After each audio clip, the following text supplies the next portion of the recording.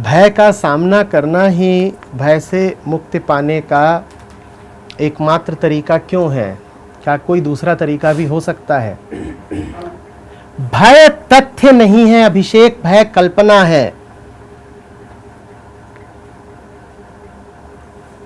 दिन भर तुमने डर में बिताया हो, रात को सो जाते हो, भय बचता है?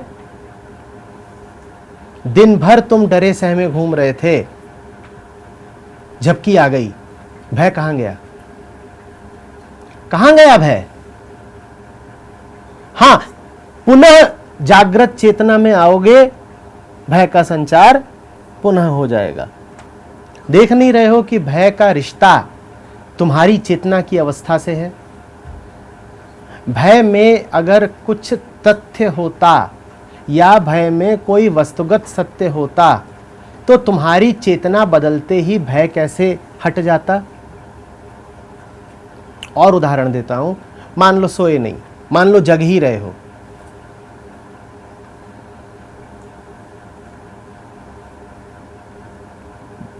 ₹10 खो जाने के डर में डूबते थे, उतराते थे, और तभी कोई और बड़ी घटना हो गई, कुछ खास मिल गया या कुछ और बड़ा खो गया, तो तब उस ₹10 वाले डर का क्या होगा? बचेगा या खो जाएगा? बचेगा या खो जाएगा? देख नहीं रहे हो कि भय भी सिर्फ तब तक है जब तक विचार कर रहे हो। ख्याल नहीं तो डर नहीं, ख्याल नहीं तो डर नहीं। और ख्याल अगर कर रहे हो तो डर कहीं से भी पैदा किया जा सकता है। अब तुमने पूछा है कि भय का सामना करने के अतिरिक्त और कोई उपाय क्यों नहीं है? इसलिए ताकि जब सामना करो तो तथ्य से रूबरू हो जाओ। और तरीका क्या है? डरते हो बहुत ज्यादा कि पीछे ये जो कक्ष है इसमें बड़े भूत प्रेत हैं, हजार किस्म की आफतें हैं, दानव हैं, हत्यारे बैठे हुए हैं, बड़े बड़े गंडासे लेके और बंदूकें लेके, तोपे लेके तुम्हें मारने के लिए, और यहां से आवाजें उठ रही हैं। और हो सकता है आवाजें वास्तव में उठती भी हों, कुछ अजीब सी आवाज है जो यहां से आ रही है।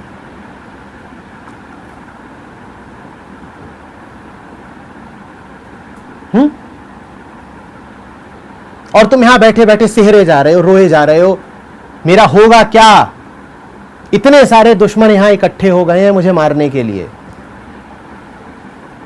तब मैं कहता हूं कि जरा श्रद्धा रख के, दिल पे हाथ रख के दरवाजा खोल दो और जिससे डर रहे हो उसका सामना कर लो। तुम देखोगे कि वहां पर 2 बकरी के बच्चे हैं, वो मिमिया रहे हैं।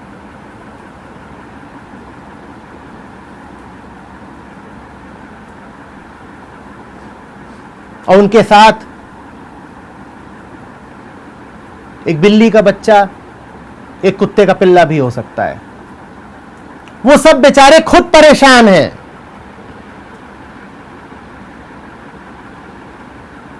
सब मिला जुला सामूहिक एक आर्तनाद कर रहे हैं कि हमें बचाओ, और तुम उनसे डरे बैठे थे। तुम्हें लगता था ये पता नहीं कैसी विचित्र आवाजें उठती हैं, मेरे सब दुश्मन इकट्ठा हो गए हैं और मेरे विरुद्ध साजिश कर रहे हैं। तुम इस डर में सिर्फ उस क्षण तक रह सकते थे जिस क्षण तक तुमने दरवाजा खोला नहीं। दरवाजा खोलना बहुत जरूरी है। जिससे डर रहे हो उसको ठीक ठीक देखना बहुत जरूरी है।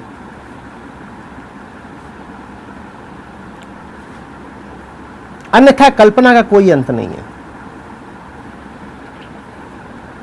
होता उल्टा है। जिससे डर जाते हो उसके दर्शन तो कभी भी नहीं करना चाहते,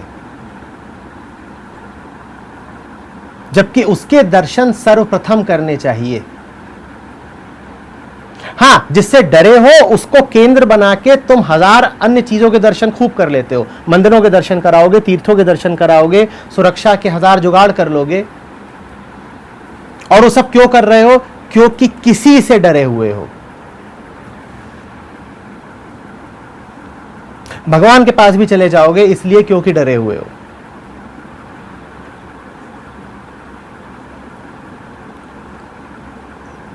भगवान के पास जाना जरूरी है या दरवाजा खोल देना?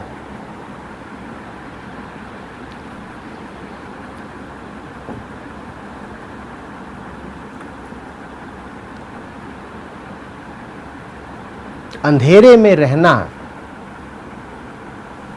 मात्र हमारी मजबूरी ही नहीं है, जबरदस्ती अपने आप को अंधेरे में रखने में हमारा बड़ा स्वार्थ छुपा हुआ है।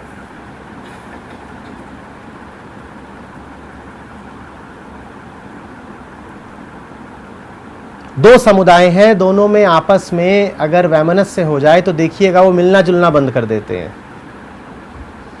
दो परिवारों में आपस में वैमनस्य हो जाए वो मिलना जुलना बंद कर देते हैं। दो देशों में हो जाए उनमें नागरिकों की आपसी यात्राएं बंद हो जाती हैं। आप ये ना समझिएगा कि ये सब कुछ इसलिए हो गया है क्योंकि बैर है। मामला जरा अलग है। बैर को बचाए रखना है, इसीलिए मिलना जुलना बंद करना जरूरी है। मिलना जुलना शुरू हो गया, बैर बचेगा नहीं। बैर, दूजापन, परायापन, भय, ये सब कल्पना में ही फलित होते हैं।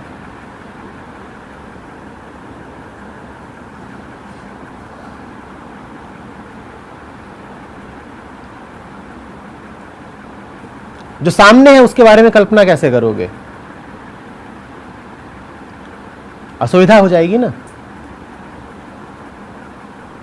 तुमने तो कल्पना बैठा ली थी कि इसके 64 दांत हैं और 4 सींग हैं और इसकी शैतान जैसी पूंछ है और ये जहरीली सांसें लेता है। और जैसे ही तुमने ये कल्पना करी थी, वैसे ही जैसे तुम्हें अनुज्ञा मिल गई थी, लाइसेंस मिल गया था, इस कल्पना के इर्द गिर्द अपना संसार बसा लेने का। भाई, दुनिया में कुछ है जो बहुत ताकतवर है और जो मेरा दुश्मन है, तो अब मैं अपना संसार कैसा बसाऊंगा? मेरे संसार में मेरी सुरक्षा के बहुत सारे इंतजाम होंगे।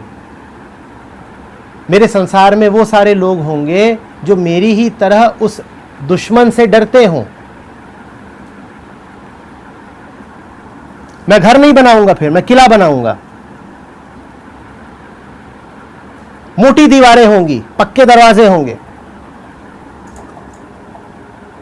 मेरे पास फिर जो कुछ भी होगा अस्त्र की तरह होगा।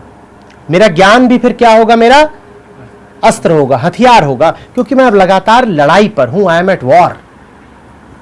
कोई है अज्ञात दुश्मन कहीं छुपा हुआ जिसको मैं जानता नहीं, लेकिन जो लगातार मेरा नुकसान करने पर उतारू है और जिसके पास बड़ी ताकत है। उसके पास इतनी ताकत है तो मुझे भी तो उसी तरह का इंतजाम करना होगा। अब ये सारा इंतजाम आपने कर लिया है एक काल्पनिक दुश्मन को केंद्र में रख के। आप कभी चाहेंगे अब कि उस दुश्मन से वास्ता पड़े? उस दुश्मन को देख लिया तो बड़े अपमान की बात हो जाएगी। अपमान क्यों? सिद्ध हो जाएगा कि हम मूर्खतापूर्ण कल्पनाओं में जीवन बर्बाद करते रहे। जिस दुश्मन से निपटने के लिए ये इतनी योजनाएं करी, इतनी बंदूकें खरीदी, इतनी तोपें खरीदी, इतना पैसा इकट्ठा किया, इतने रिश्ते बनाए, इतने लोगों की गुलामी करी, इतनी जगह जाके तलवे चाटे, वो दुश्मन तो था ही नहीं। जिस दुश्मन से निपटने के लिए मैंने अपनी जिंदगी बेच दी, अपने आप को बर्बाद कर लिया, वो दुश्मन तो था ही नहीं। बड़े अपमान की बात होगी ना।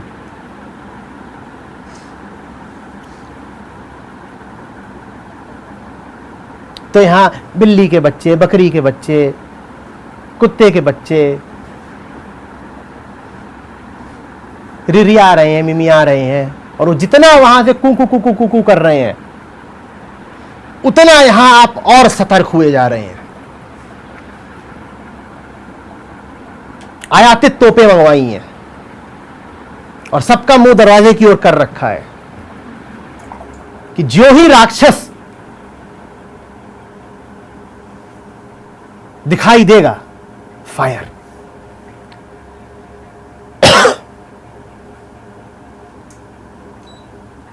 इसलिए कहता हूं अभिषेक कि सामना करना जरूरी है। सामना करने से मेरा मतलब लड़ाई करना नहीं है। भय का सामना करने से मेरा अर्थ ये नहीं है कि जिससे भय लगता है उससे जाके उलझ जाओ, उसको जाके पटक दो। मेरा आशय है कि जिससे डरे जा रहे हो उसको एक बार देख तो लो, उसमें कुछ ऐसा है भी जिससे डर सको या नहीं।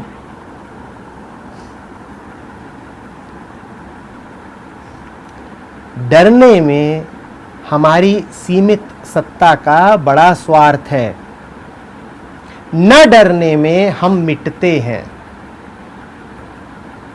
समझिएगा, आप जो हैं, आपको बचाए रखने के लिए डर आवश्यक है। जैविक रूप से भी डर इसीलिए होता है ताकि शरीर बना रहे। वो जो जैविक डर होता है वो कम खतरनाक होता है। वो ऐसा ही होता है कि अचानक आपके सामने एक जहरीला सांप आ जाए, आप बिदक के दूर हो जाते हैं।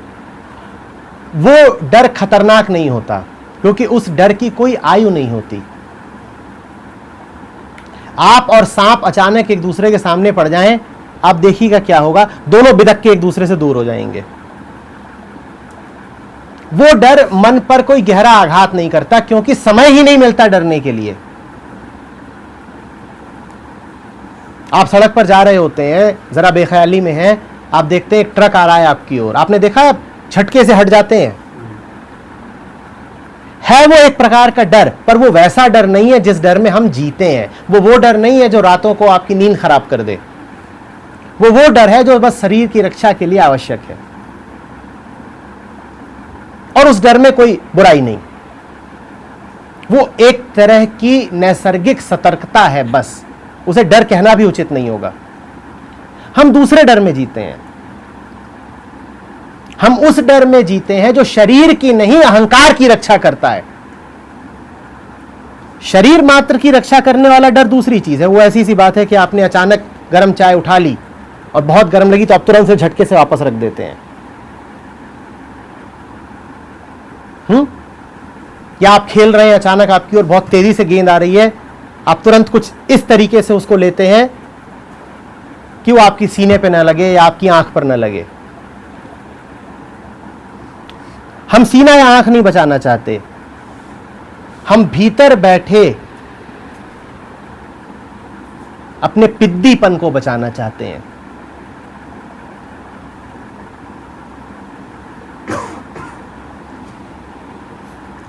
अब डर गड़बड़ है, अब डर गड़बड़ है।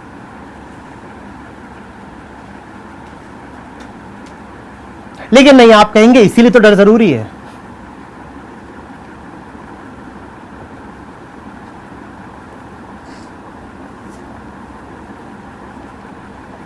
डर बचाता है ना मुझे, और मैंने अपने आप को उस पिद्दी के अतिरिक्त और कुछ जाना ही नहीं है।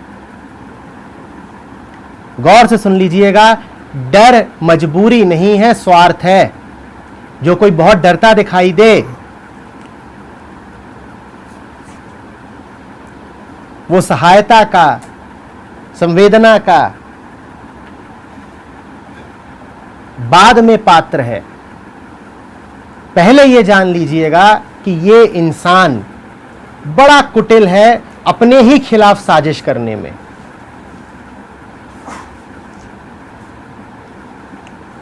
डरपोक आदमी सहायता का पात्र बाद में है।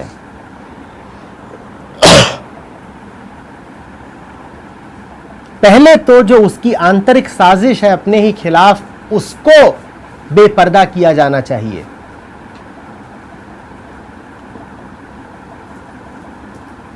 वो डर इसलिए रहा है क्योंकि डरने में सुविधा है, डरने में न्यस्त स्वार्थ है। वो डरना छोड़ देगा तो बहुत सारी सुविधाएं जो उसको मिलती हैं वो नहीं मिलेंगी। घर का एक बच्चा है,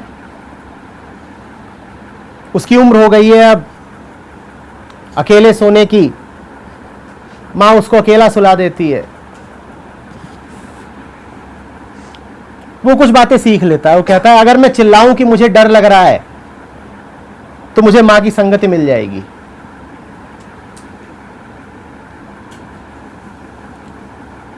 यही बच्चा है, जरा बड़ा हो गया है, मोटा है, थुलथुल है, इसको साइकिल थमा दी जाती है, इससे स्कूल जाया करो।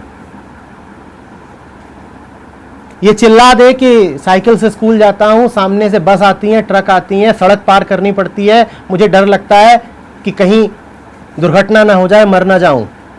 इसको तुरंत घर की कार से स्कूल जाने की सुविधा मिल जाएगी। डरने में बड़े स्वार्थ हैं।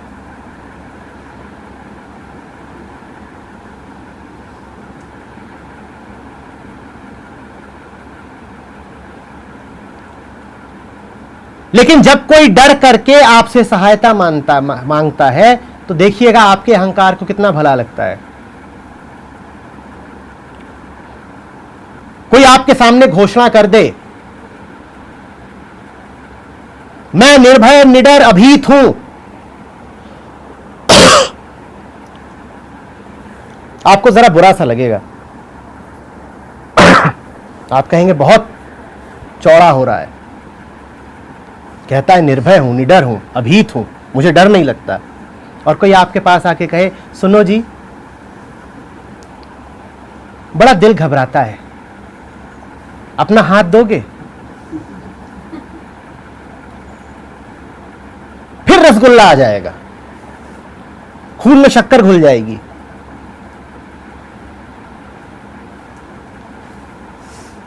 कितने ही खानदान ऐसे चल निकले। सुनो जी, रात बड़ी गहरी है, डर लगता है, अपना हाथ दोगे? एकदम धक धक धड़कता है दिल यहां पर।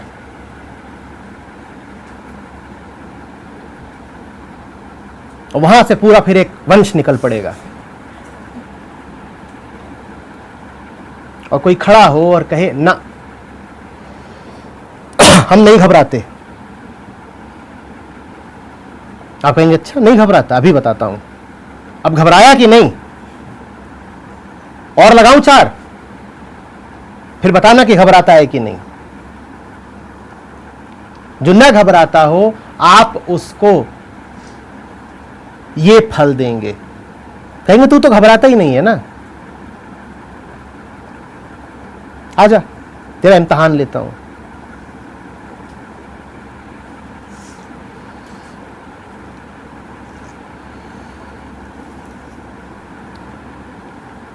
डर स्वभाव नहीं है, डर स्वार्थ है।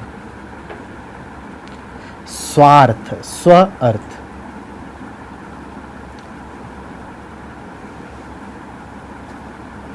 मन को, मन के ढर्रों को, धारणाओं को, झूठों को, कल्पनाओं को बचाए रखने के आंतरिक षड्यंत्र को कहते हैं डर।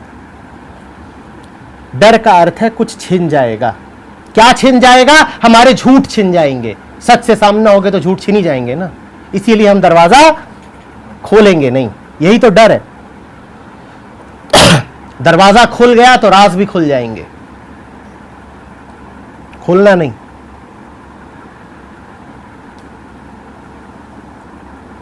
बकरी के बच्चे को प्रेत साबित किए रहना।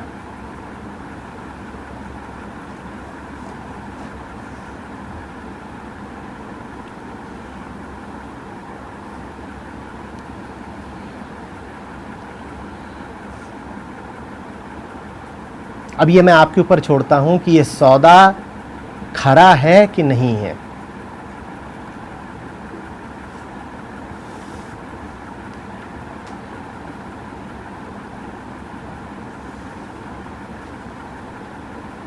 डरते हो तो कुछ मिलता है, बिल्कुल मिलता है। क्या मिलता है? सहारा मिलता है, सुविधाएं मिलती हैं।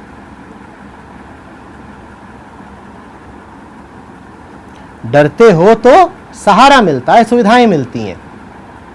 और नहीं डरते हो तो कुछ मिटता है। क्या मिटता है? झूठ की बुनियाद पे खड़ा हुआ हमारा संसार मिटता है। उधर कुछ मिलता है, इधर कुछ मिटता है। ऊपर ऊपर से तो ऐसा ही लगता है कि उधर को जाओ जहां कुछ मिलता है, लेकिन आप गुणी ज्ञानी लोग हैं, आपके ऊपर छोड़ता हूं।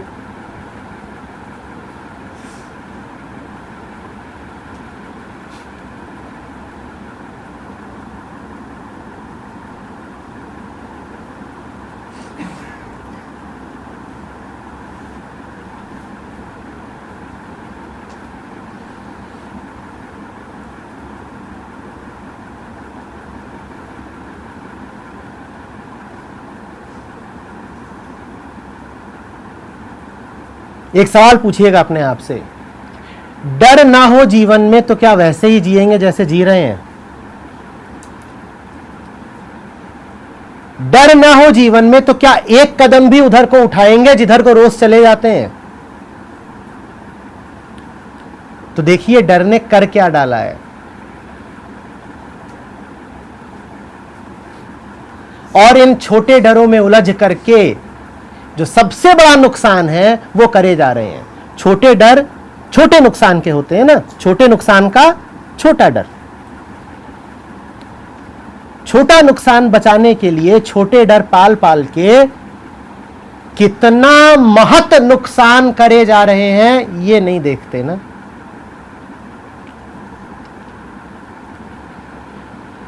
एक सवाल और है, डरे ना हो आप यदि तो आपकी आंखें क्या वैसी ही होंगी जैसी हैं? चेहरा वैसा ही होगा जैसा है? हमारा चेहरा यूं ही कैसा भी नहीं होता। उसकी रूपरेखा मां के गर्भ से मिली होती है, लेकिन उसमें भावों को हमने प्रविष्टि दी होती है। मन बदलता है, चेहरा बदल जाता है। यह हमारा चेहरा नहीं है, डर का चेहरा है।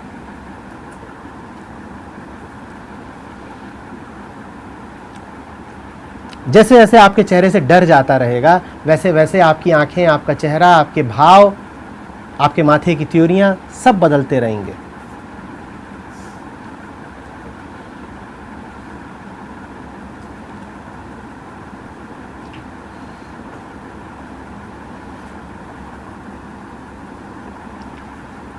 डरे ना हो तो रोज दाढ़ी बनाओगे?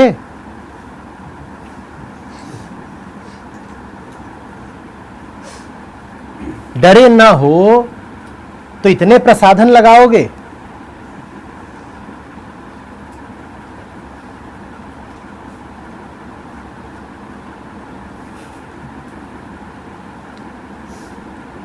डरे ना हो तो कपड़े वैसे ही पहनोगे जैसे पहनते हो? डरे ना हो तो चलोगे वैसे ही जैसे चलते हो? डरे ना हो तो उन्हीं लोगों से मिलोगे जिनसे मिलते हो?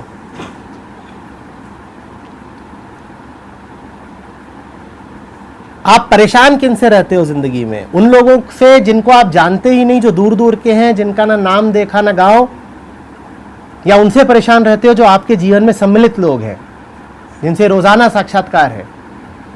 किससे? तो जिनसे रोज मिलते हो उन्हीं से परेशान हो। पर अगर परेशान हो तो रोज मिलते क्यों हो? क्यों मिलते हो?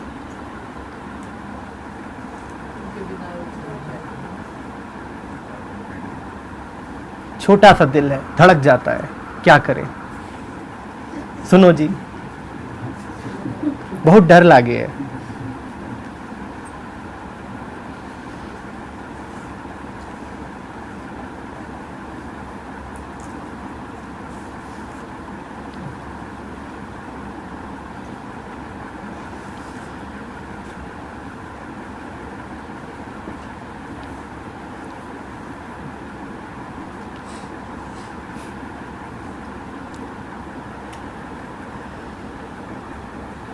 और ये सब कुछ किसके कारण है? क्यों जिंदगी यंत्रणा, नरक?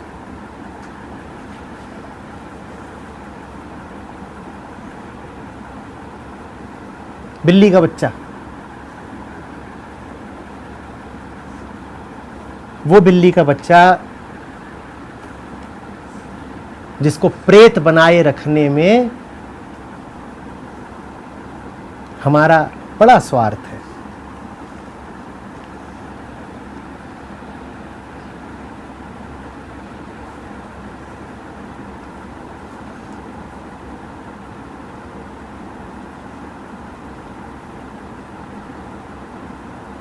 तो अभिषेक, सामना कर लो।